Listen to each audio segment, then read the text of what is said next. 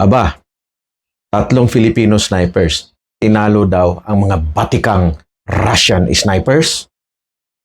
Panoorin nga natin tong reaction video na to.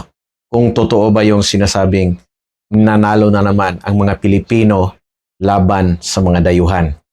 Panoorin natin. When 3 Filipino snipers took down Russia's best snipers.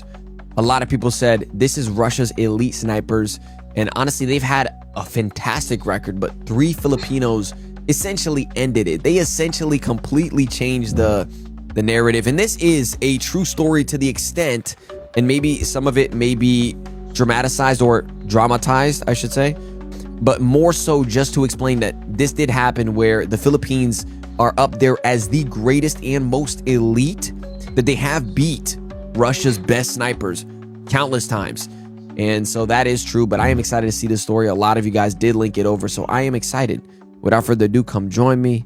Let's go. 3 shots. That is all it took. Really? Not 3 days of competition, not 3 rounds of elimination. 3 shots fired in sequence by a Filipino marksman that nobody in that stadium had heard of, from a military that nobody in that stadium had feared, against a Russian sniper unit that had not lost a single competition in 15 years.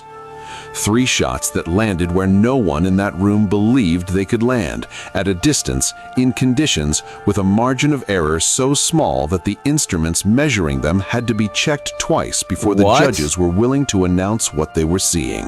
And that's the crazy part too, is that majority of the time you do need to check it twice, regardless, right? Because even with good instruments, you want to make sure that what you're seeing is proper and precise, especially when you get into the elite category of things.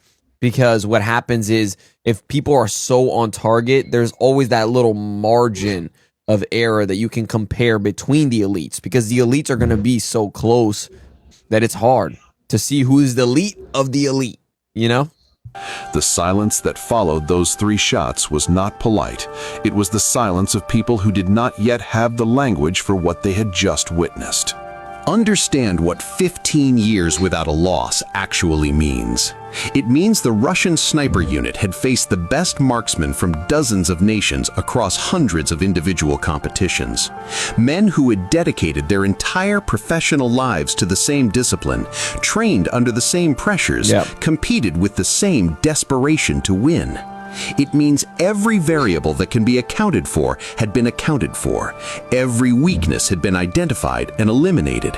Every competitive scenario had been studied and prepared for. Aba, mukhang may nabudol dito. Nag-react itong vlogger sa isang video na obviously ay AI generated. Ipaliwanag ko sa inyo anong tunay na kaganapan dito.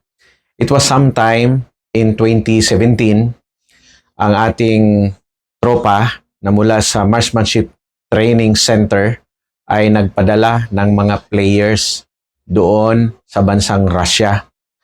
Ang laro nila ay ang IPSC Rifle World Shoot. Okay? Yun yung laro doon. IPSC Rifle World Shoot. Kasama sa mga naglaro doon ay si Lieutenant Colonel Isagani Criste, siya ang nag-team leader.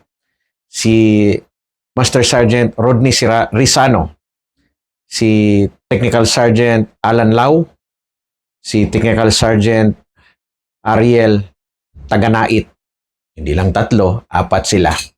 At yung kanilang team ay lumahok sa naturang patimpalak na dinaluhan ng iba't ibang mga kupunan sa buong mundo.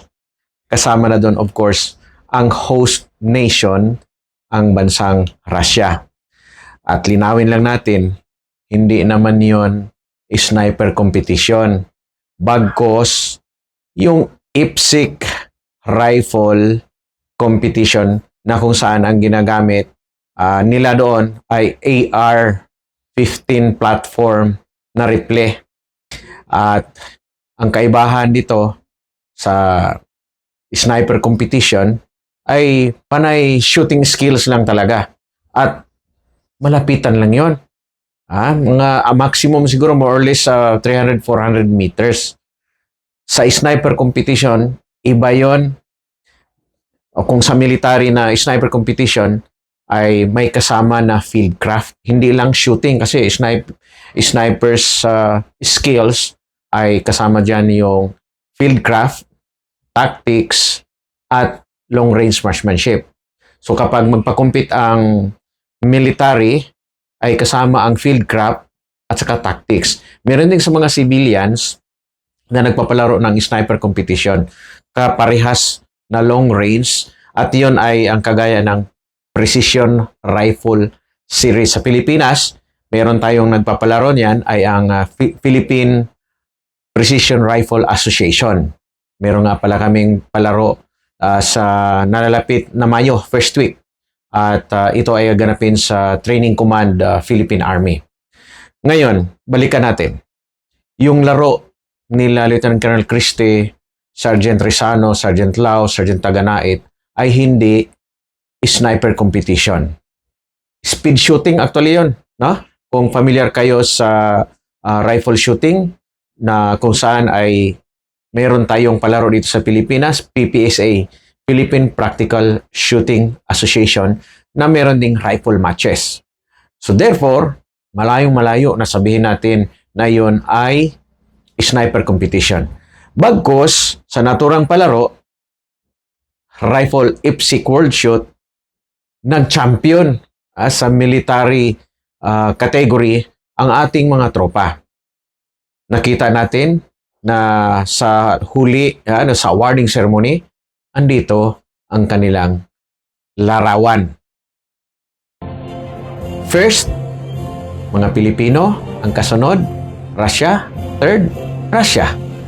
Nalampaso sila sa military category. Ang ibig kong sabihin, may pagmamalaki pa rin natin ang ating kupunan dahil natalo nila ang mga mahusay na mga military competitors mula sa iba't ibang bansa. Klaro hindi natin na hindi ito sniper competition. Proud pa rin dapat tayo sa ating mga Pilipino. Doon sa nag-react, sorry, nabudol ka bro. You are being budoled. Doon sa yung na-react, yun ay AI generated at hindi iyon makatotohanan na sniper competition.